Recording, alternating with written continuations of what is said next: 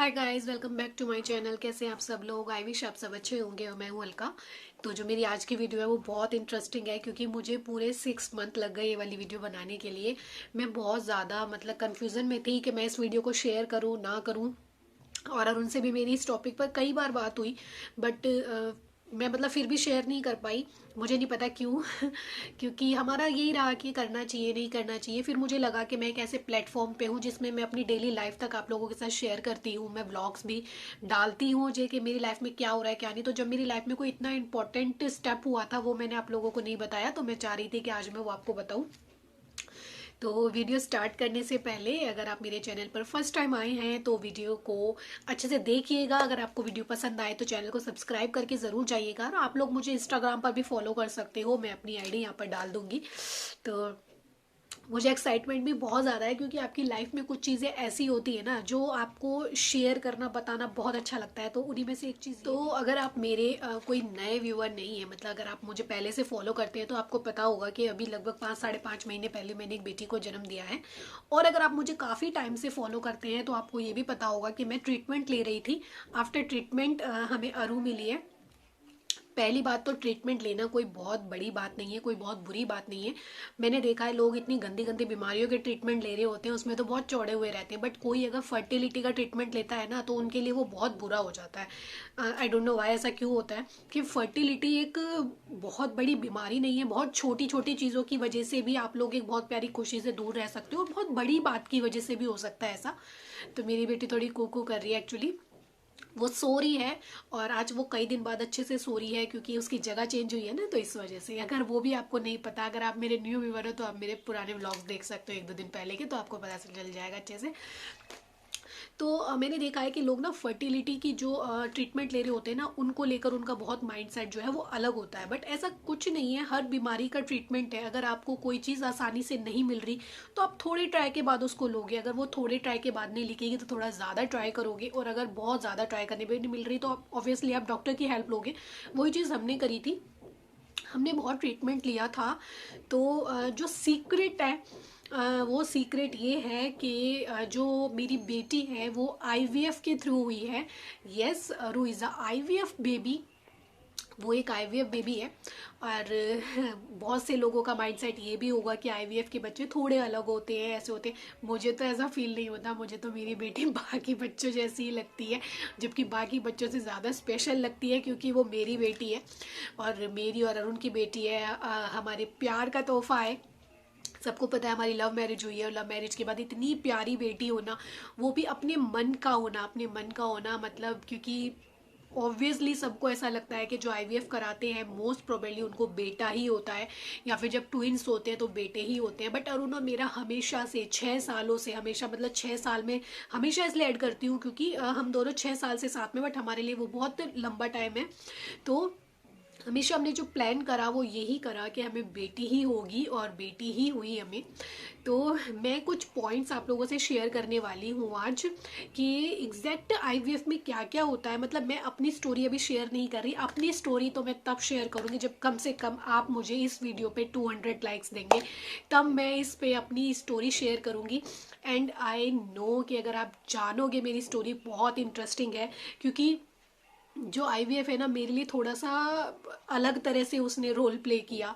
मतलब इतना सब कुछ होने के बाद भी, एक एक चीज़ का पता होने के बाद भी, मैं कोई भी चीज़ अपने ऊपर ऐसे ही नहीं करवा लेती जब तक मुझे उसकी इतनी इतनी सी भी इंफॉर्मेशन नहीं होती। ऐसा ही आईवीएफ के साथ था। बट उसके बाद भी मैं बहुत डिप्रेस्ड हो गई थी इस ट्रीटमेंट में, इतनी डिप्रेस्ड हो गई थी कि एक टाइम पर मैंने कान पकड़ लिए थे हाँ, मैं ये कह सकती हूँ अगर मुझे कोई कहेगा कि दोबारा भी कराओ, सो बिग नो, मेरा बिग नो है, मैं नहीं करूँगी कभी भी। बट हाँ, ये है कि एक्सपीरियंस थोड़ा सा मेरा हिला हुआ था। तो अगर आप चाहेंगे तो मैं अपनी स्टोरी पूरी ज़रूर शेयर करूँगी, बट शेयर तब करूँगी जब आप इस वीडियो पे 200 लाइक्स देंगे। तो आईवीएफ के कुछ इंपॉर्टेंट पॉइंट्स थे जो आपको पता होने चाहिए अगर आप प्लान कर रहे हो, और जो मेरे साथ थोड़ा थोड़ा सा एक्सपीरियंस था वो मैं आप लोगों से आज शेयर करती हूँ। तो चलिए वीडियो स्टार्ट करते हैं। तो सबसे पहले आईवीएफ होता क्या है? एक्चुअली आईवीएफ का सबको पता होगा मेरी बेटी जगने की कोशिश कर रही है, स्टेप्स हो गई। तो आईवीएफ का वैसे बहुत लोगों को पता भी है, बहुत लोगों को नहीं भी पता, बट मैं इजी सा वर्ड आपको बता देती हूँ। कुछ टाइम पहले एक वर्ड जो है वो बहुत ज़्यादा फेमस हुआ था, वो है टेस्ट ट्यूब बेबी। तो अगर आईवीएफ से किसी को नहीं पता चलता तो टेस्ट ट्यूब बेबी से अब लोग अंदाज़ा लगा लेते हैं कि टेस्ट ट्यूब बेबी क्या है। तो आईवीएफ और टेस्ट ट्यूब बेबी एक ही चीज़ है। इसको टेस्ट ट्यूब बेबी क्यों कहते थे पहले, कभी जब ये वर्ड मैंने भी सुना था जब मैं थोड़ी छोटी थी, तो मुझे ऐसा लगता था टेस्ट ट्यूब बेबी मतलब टेस्ट ट्यूब में बेबी होता होगा, उसको बड़ा करते होंगे, कुछ ऐसा माइंड मेरा चलता था।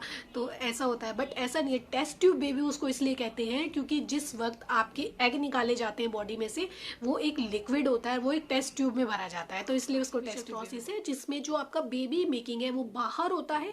बेबी मेकिंग मतलब ये नहीं कि आपका 1-2 महीने का बच्चा बाहर बना दिया जाएगा फिर आपके अंदर इंसर्ट किया जाएगा, ऐसा कुछ नहीं होता।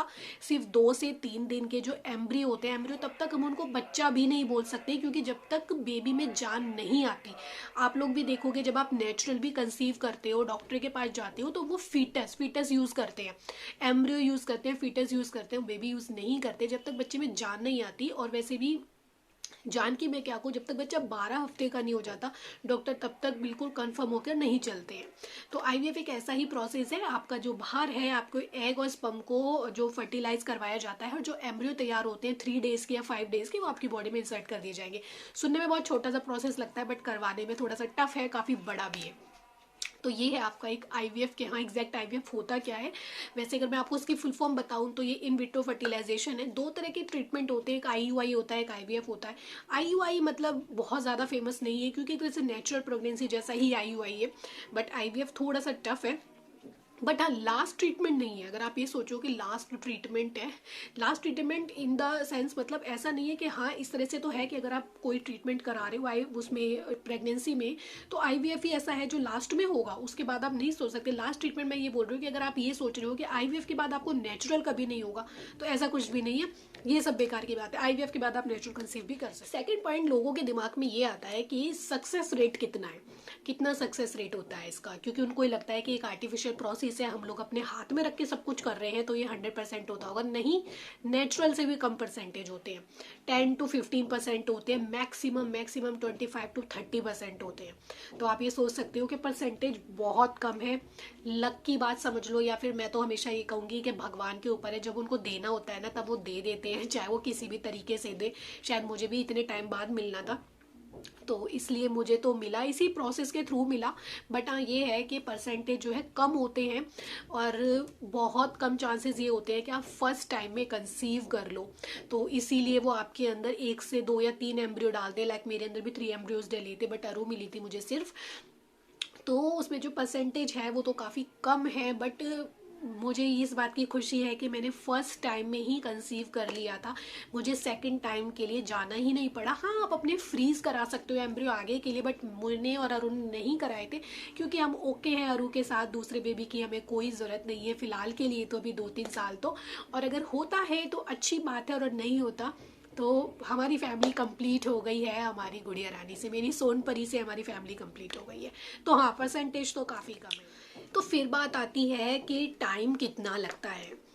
तो टाइम सबके लिए अलग अलग है। वैसे तो अगर आप आईवीएफ की बात करो तो जो आईवीएफ का ट्रीटमेंट है वो 1 महीने का है, 1 महीने का, क्योंकि 1 महीने में सब कुछ हो जाता है। जैसे आपके मेंसेस शुरू होते हैं, आपको इंजेक्शन प्रोसेस, ओटी प्रोसेस, फिर आपका जो फर्टिलाइजेशन वाला प्रोसेस, फिर आपका ईटी प्रोसेस, और उसके बाद आपका ब्लड टेस्ट, ये सब 1 महीने 1-1.25 महीने के अंदर हो जाता है। तो प्रोसेस बहुत ज़्यादा लंबा नहीं है। बट हाँ अगर आप फ्रीजिंग एक प्रोसेस होता है उसमें, जो मैं बाद में आपको डीपली समझाऊंगी अगर मैंने अपनी स्टोरी शेयर करी, तो उसमें आपको 2-3 महीने का टाइम मिल जाता है। वैसे फ्रीजिंग में कहते हैं कि जो चांसेस हैं, परसेंटेज सक्सेस रेट है, वो 10-20% बढ़ जाता है। मैंने फ्रीजिंग लिया था, बट हाँ उसके लिए आपको एक्स्ट्रा चार्ज देने होते हैं। तो फ्रीजिंग प्रोसेस है, उसमें आपको 3-4 महीने लग जाते हैं, वरना जो आईवीएफ का प्रोसेस है वो 1 महीने का ही होता है। हाँ नॉर्मल आईवीएफ कराने में और फ्रीजिंग वाले आईवीएफ कराने में क्या डिफरेंस होता है ये भी मैं आप लोगों से शेयर करूंगी, अगर आगे मुझे लगा तो ज़रूरत है तो वो भी मैं करूंगी, क्योंकि मैंने फ्रीजिंग वाला प्रोसेस लिया था। तो मेरा जो टाइम था, मुझे आईवीएफ पूरा करने में लगे थे 6 महीने। यस मुझे पूरे 6 महीने लगे थे। जून में हमने शुरू किया था, और दिसंबर में जो है मेरा ब्लड टेस्ट हुआ था, जो वो पॉजिटिव आया था। तो पूरे 6 मंथ आप सोच सकते हो जो मेरा आईवीएफ ट्रीटमेंट है वो पूरे 6 मंथ में हुआ। तो 6 मंथ में क्यों हुआ वो भी जैसे मैंने बोला है मैंने इस वीडियो में कंडीशन लगाई है, अगर ऐसा होगा तो वो मैं शेयर करूँगी। देन मैंने वैसे कुछ कुछ पॉइंट्स है मैंने इसमें लिख लिए हैं क्योंकि बहुत इंपॉर्टेंट टॉपिक था ये, तो मैं नहीं चाहती थी कोई भी चीज़ मिस हो, कि अगर मैं आपको कुछ साइड पोर्शन बताने लग रही हूँ तो उसमें भी कुछ मिस होना चाहिए। ठीक है, तो टाइमिंग की बात है तो 1 महीने का टाइम लगता है, मुझे लगे थे 6 मंथ। देन उसके बाद is it painful? So guys, ये कुछ लोगों के लिए शायद पेनफुल ना भी हो अगर वो अपना माइंडसेट पूरी तरह से बना के बैठे हैं। मैंने भी अपना माइंडसेट पूरी तरह से बनाकर बैठा हुआ था, बट मैं ये कह सकती हूँ यस, आईवीएफ एक पेनफुल प्रोसेस है। पेनफुल मतलब बॉडी के साथ तो आपको पेन थोड़ा बहुत झेलना पड़ता है, वैसे तो थोड़ा बहुत नहीं काफ़ी ज़्यादा तो झेलना पड़ता है, बट मेंटली भी थोड़ा बहुत होता है। मतलब आप जब मेंटली डाउन होने लग जाते हो ना तो आईवीएफ काफ़ी कैड़ा ट्रीटमेंट आप कह सकते हो।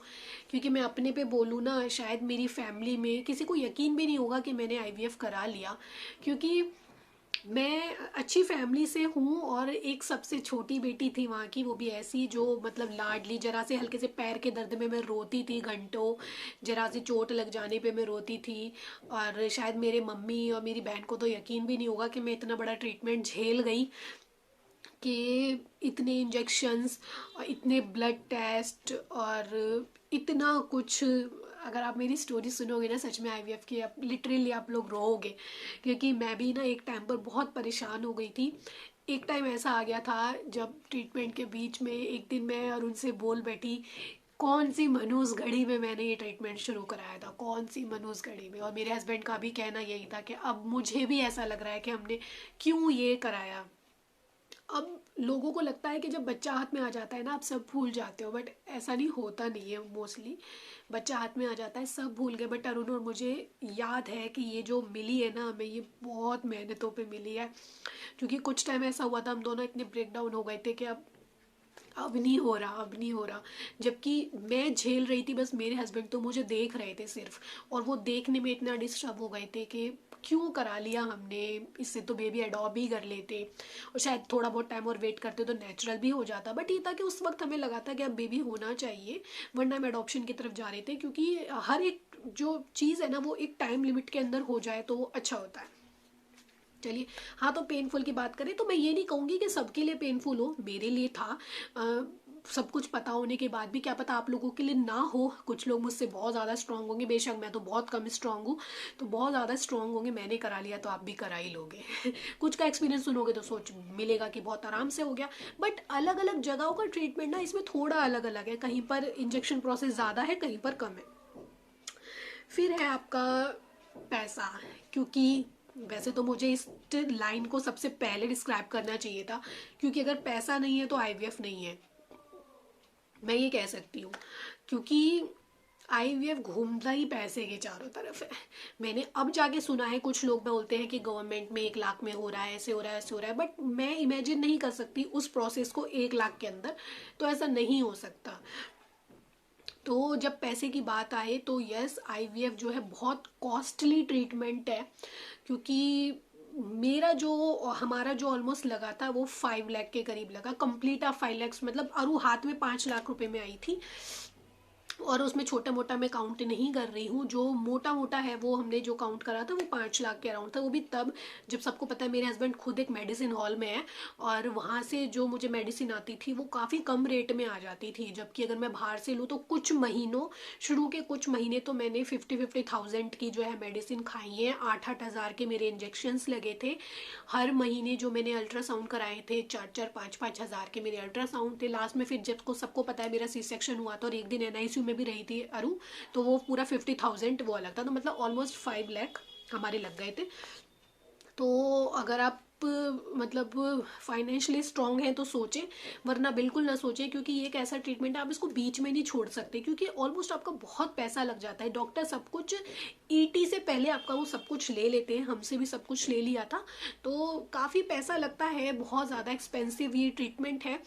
तो अगर आप पैसा लगा सकते हो तो करिए, अदरवाइज बिल्कुल मत करिए, मैं तो आपको यही सलाह दूंगी।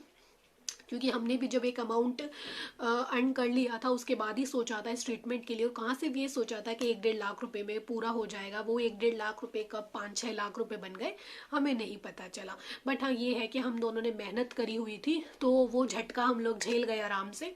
बट अगर आप लोग कोई भी कराना चाहता है तो प्लीज़ पहले फाइनेंशियली स्ट्रांग हो जाइए, क्योंकि बच्चे आने के बाद भी खर्चे बढ़ते हैं, कम नहीं होते। तो थोड़ा बहुत लेट होगा तो चलेगा।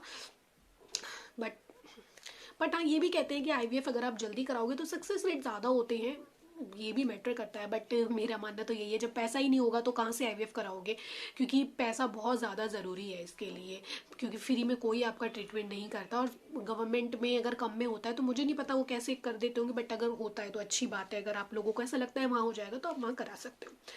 तो एक चीज़ और है जो मैं आप लोगों से शेयर करना चाहती हूँ। बहुत से लोगों को ये लगता है, मतलब मुझे सुनने में आती हैं काफ़ी सारी चीज़ें, क्योंकि हमारे आस पड़ोस में भी मतलब कुछ लोग हैं जो ऐसा बोलते हैं या कुछ भी है, तो जब कोई बोलता है अरु तो उनको ये लगता है काश बेटा हो जाता, क्योंकि उनको ये लगता है कि इसको आईवीएफ से बेबी हुआ है तो दोबारा तो नहीं होगा कभी भी, तो बेटा हो जाता तो ज़्यादा सही रहता। तो पहला तो ये, हमने 6 सालों में कभी नहीं सोचा कि हमें बेटा हो, हमने हमेशा प्लान करा था अरु के लिए और अरु ही आई है।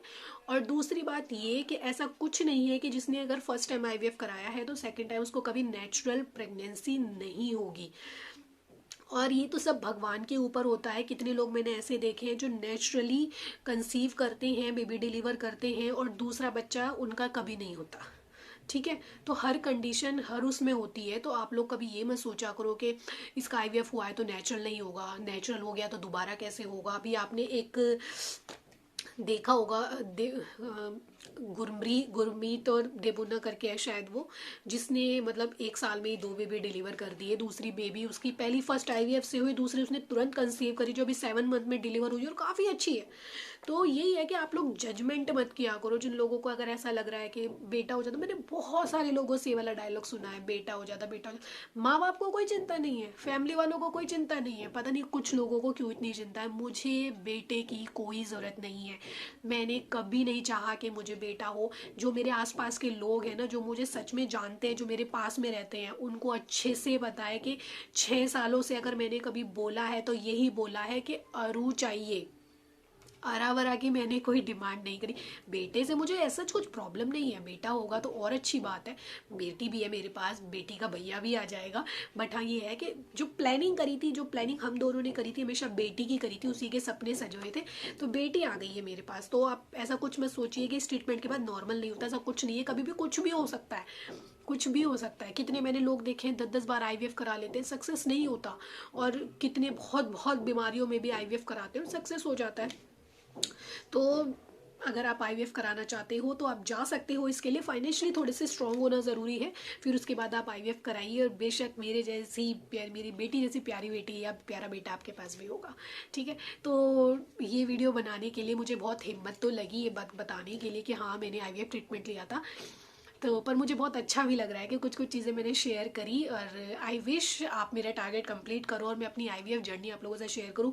सच में बहुत इंटरेस्टिंग भी है, बहुत इमोशनल भी है, मतलब हर तरह की मेरी आईवीएफ जर्नी। और जब मैं अपनी आईवीएफ जर्नी शेयर करूंगी तो ज़रूर मैं अपने हस्बैंड के साथ शेयर करूंगी, क्योंकि कुछ एक्सपीरियंस वो भी आपको देंगे, तो वो बहुत मज़ा आएगा। तो आई विश आपको मेरी आज की वीडियो अच्छी लगी होगी। वीडियो अच्छी लगी तो वीडियो को शेयर, चैनल को सब्सक्राइब, वीडियो को लाइक ज़रूर कीजिएगा। Bye bye.